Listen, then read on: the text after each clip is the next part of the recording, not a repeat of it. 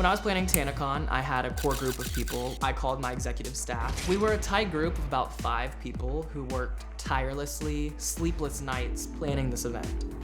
I admit it, I can be very intense. As a business owner, I'm passionate about my company, and a deadline is a deadline. Can we see that space? Yeah. So I expect the best from my employees. Working for me is an incredible opportunity to learn. If people didn't like my management style, I didn't hold them hostage. They're welcome to leave at any time. As a leader and as a boss, I don't really know how all my employees felt about me. I would have loved to have good, honest feedback. You're obviously very angry. I am. You're obviously very defensive. I am. You're very aggressive. And I can tell you that's not helping your situation at all. Okay. Look, I think people are very forgiving. And I think that what I expected from you was to come in and say, I had really good intentions, but obviously I blew it.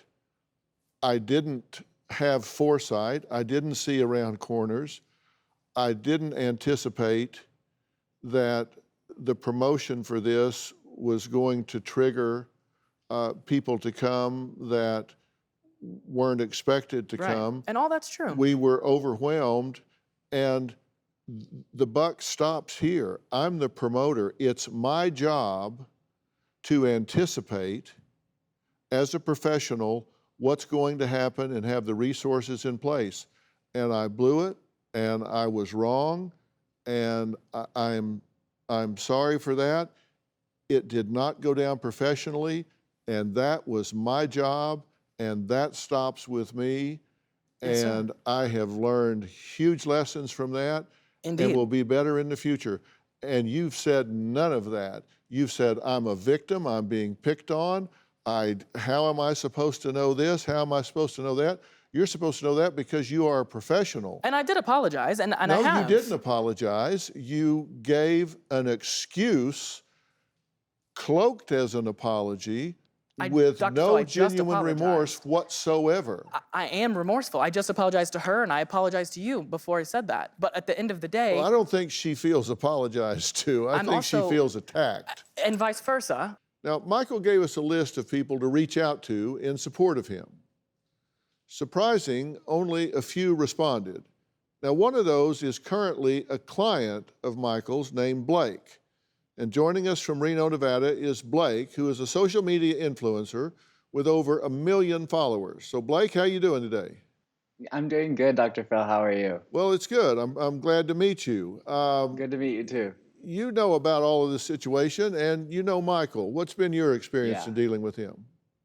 So I was actually at Tanacon as a fan. I purchased the $65 VIP pass. I didn't know Michael at the time. I just was a really big fan of Tana and still am. But after that, I met Michael through some mutual friends, and he has been my manager since May of 2019, and he's been amazing.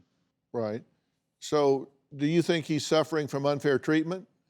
I do, because even like if I post with him or something, like I get super negative comments on my stuff like about him. There are things being said about him, go kill yourself, you're not worth living, you're a liar, a cheat, a scammer, you can't be trusted, et cetera, et cetera.